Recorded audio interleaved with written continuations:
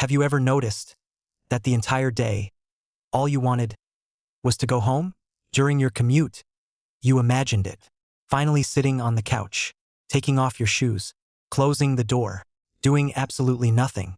You kept telling yourself, once I get home, I'll finally relax. Then, you finally got there. You dropped your keys, changed into comfortable clothes, sat down on the couch, and somehow, instead of relaxing, you opened your phone. One short video became 10. 10 became 50. You weren't even paying attention anymore. You weren't laughing. You weren't learning. You weren't enjoying yourself. You were simply there, frozen. An hour disappeared, then another. Eventually you looked at the clock and realized it was almost midnight. You hadn't rested. You hadn't done anything meaningful. Tomorrow was waiting for you, and somehow, you felt even more exhausted than when you walked through the front door. If this sounds familiar, you're not lazy. You're not bad at relaxing, and you're certainly not broken. What you're experiencing is becoming incredibly common. Millions of people now arrive home physically exhausted, yet remain mentally unable to stop. It's one of the quietest signs of modern burnout, because burnout isn't always loud. Sometimes, it looks like doing absolutely nothing, while feeling completely unable to recover. Most people believe burnout happens at work, but that's only half the story. Work may create the stress, but home is where we discover whether our nervous system knows how to recover from it. For many people, it doesn't, and here's why. Your nervous system doesn't understand calendars. It doesn't 6 p.m. It doesn't clocked out. It doesn't officially off work. It only responds to one question. Am I safe enough to stop? Not safe from danger. Safe from demand. Safe from expectation. Safe from needing to perform.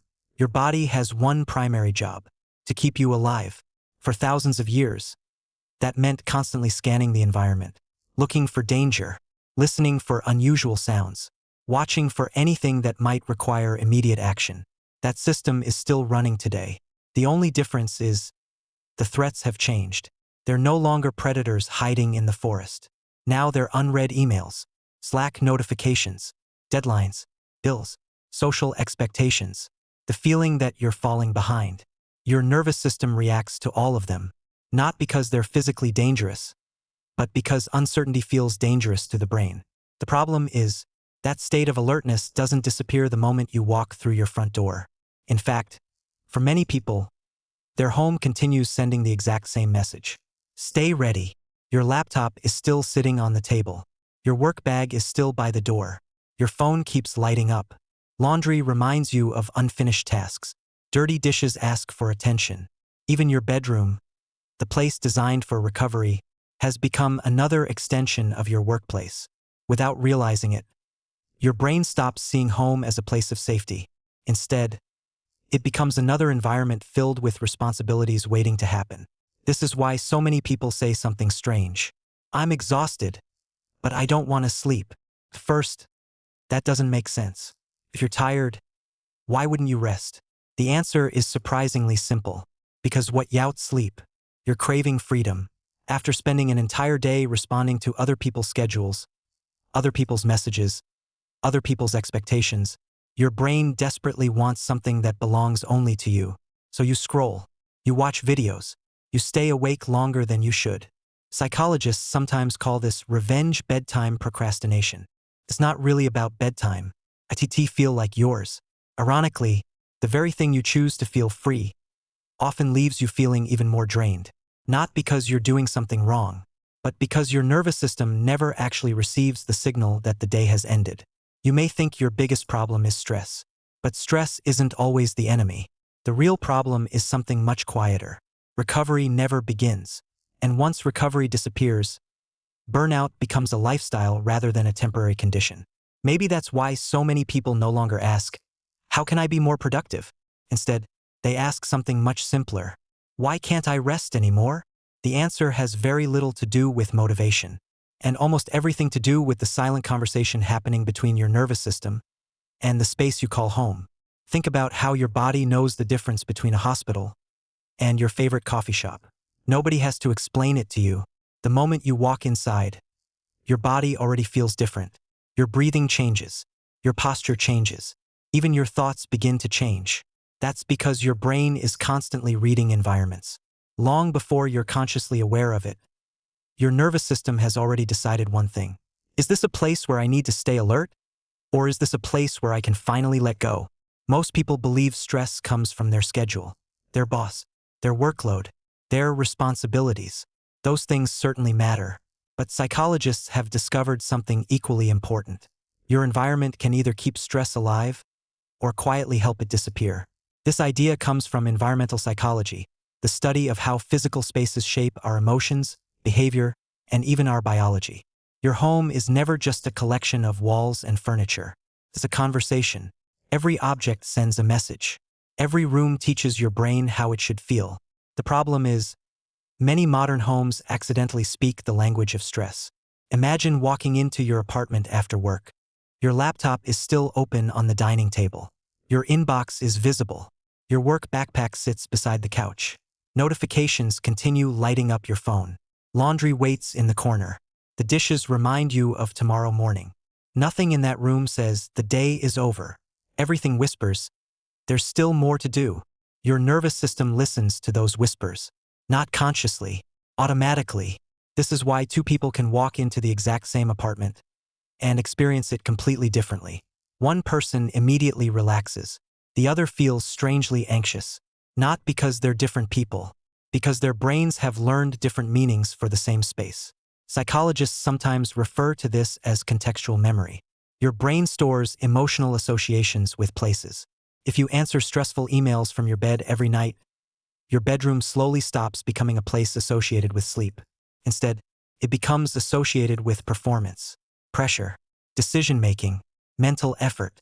Eventually, simply lying in bed can trigger alertness. Not because anything is happening, because your brain remembers. The same thing happens with your couch. If every evening ends with endless scrolling, your brain may stop connecting that space with recovery. Instead, it learns something else. This is where we distract ourselves until tomorrow begins.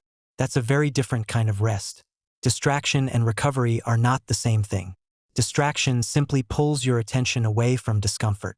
Recovery allows your nervous system to leave survival mode. Many people confuse the two. We binge watch a series, scroll for hours, play games late into the night, and wonder why we still wake up exhausted.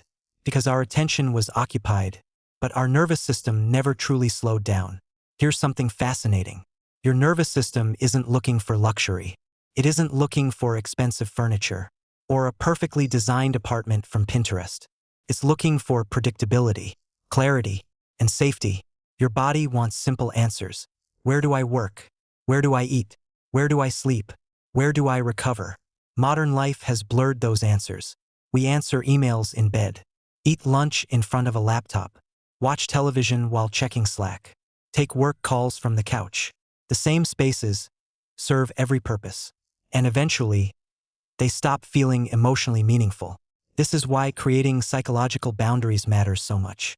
Not because your apartment needs to look better, but because your nervous system needs help recognizing, when I'm here, I no longer have to perform. That's something many of us have forgotten. We've become incredibly skilled at staying productive, but we've slowly lost the ability to teach our bodies when it's finally safe to rest. And surprisingly, one of the strongest signals your nervous system pays attention to isn't furniture. It isn't decoration. It isn't even silence. It's light. Think about the last place where you felt completely at peace. Maybe it was a quiet cabin, a beach at sunset, a walk through the woods, or simply sitting in your grandmother's living room as a child. Now ask yourself something. What made those places feel so different? Was it expensive furniture? Perfect interior design? Probably not. What your body remembers isn't decoration. It remembers how safe it felt. Safety isn't just an emotion. It's a biological state. And your nervous system is constantly searching for signals that tell it whether it can finally lower its guard. The fascinating part is, those signals are often incredibly small. Long before your conscious mind notices anything, your body has already responded. One of the strongest signals is light. Think about what happens every morning. Sunlight enters your eyes. Your brain immediately starts increasing cortisol. Not because cortisol is bad, but because cortisol helps you wake up. prepares your body to take action. Now imagine what happens when your home looks exactly the same at 10 p.m. as it did at 10 a.m. Bright white ceiling lights, every room fully illuminated, the same intensity, the same cold color. To your nervous system, the day never actually ended. Your body keeps waiting for the next task, the next email, the next problem, the next demand. This is why many people say, "I'm exhausted, but I don't feel sleepy." Their body is tired. Their brain is still awake. One of the simplest ways to help your nervous system recover isn't meditation. It isn't breathing exercises. It's creating a sunset inside your home. Instead of one bright ceiling light, try allowing the room to become softer as the evening progresses. Warm lighting, gentle shadows, small lamps instead of harsh overhead lights. These aren't decorating choices. They're biological signals. Every evening, your nervous system asks, has the world become safe enough to sleep? Light answers that question. But light isn't the only language your nervous system understands. It also listens to nature. Have you ever wondered why people instinctively relax near water? Why looking at trees feels different from looking at concrete buildings? Why even photographs of forests can lower stress? The answer goes back thousands of years. For almost all of human history, nature meant survival. Forests provided food. Water meant life. Birdsong suggested there were no nearby predators. Your nervous system still remembers that world, even if your conscious mind doesn't. Scientists call this biophilia, our natural tendency to seek connection with living environments. That's why a single houseplant can subtly change how a room feels. Not because plants are magical, because your brain recognizes life, growth, stability, the opposite of constant urgency. You don't need to transform your apartment into a jungle. Sometimes one healthy green plant, placed where your eyes naturally rest, is enough to remind your nervous system that life is still growing.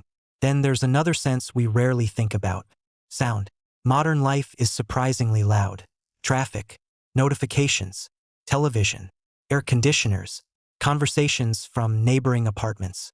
Your nervous system rarely experiences true quiet anymore. Silence isn't empty, it's restorative. Even gentle sounds, like rain, flowing water, or distant birds, can shift your body away from hypervigilance.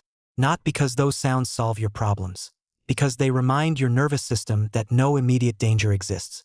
The same is true for scent. Certain smells become emotional shortcuts. A familiar candle, fresh coffee, lavender, cedarwood. They don't simply smell pleasant. They become signals. Signals that tell your brain, we've been here before. We survived. You can let go now. Perhaps that's what recovery has always been. Not escaping life, not avoiding responsibility, but gently teaching your nervous system that not every moment requires your attention. Because the truth is, your body doesn't need perfection. It needs consistency. Small rituals repeated often become messages of safety. Turning on one lamp, putting your phone away, making tea, watering a plant, opening a window. These tiny actions seem insignificant until you realize your nervous system has been listening to every one of them. Little by little, your home begins speaking a different language. Not the language of deadlines, or productivity, or unfinished work, but the language your body has been waiting to hear all along. You made it home. You don't have to survive anymore. And sometimes, those may be the most healing words your nervous system will hear all day. So, what if you've been asking the wrong question all this time? Instead of asking, why can't I relax? Maybe the better question is, what is my nervous system trying to protect me from? Because your body isn't trying to make your life difficult. It's trying to keep you alive. The problem is, it has become too good at its job. Modern life rarely gives us clear endings. Work doesn't end when we leave the office. Our phones bring it home. Notifications follow us into the kitchen. Emails wait beside our bed.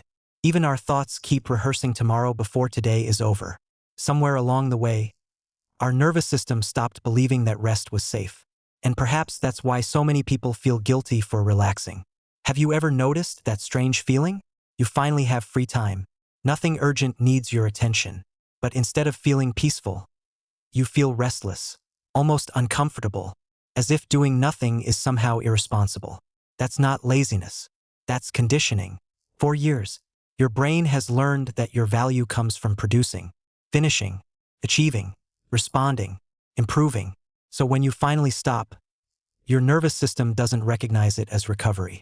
It interprets it as uncertainty, and uncertainty has always felt dangerous.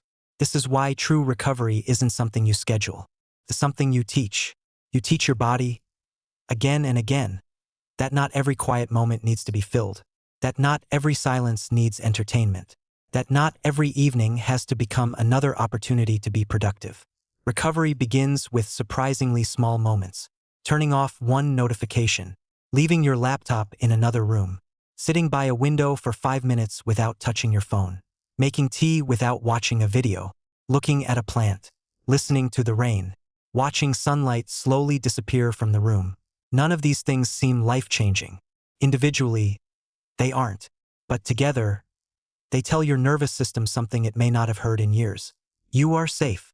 And safety changes everything. Because a nervous system that feels safe breathes differently, sleeps differently, thinks differently, connects differently, lives differently. Perhaps healing isn't about becoming a different person.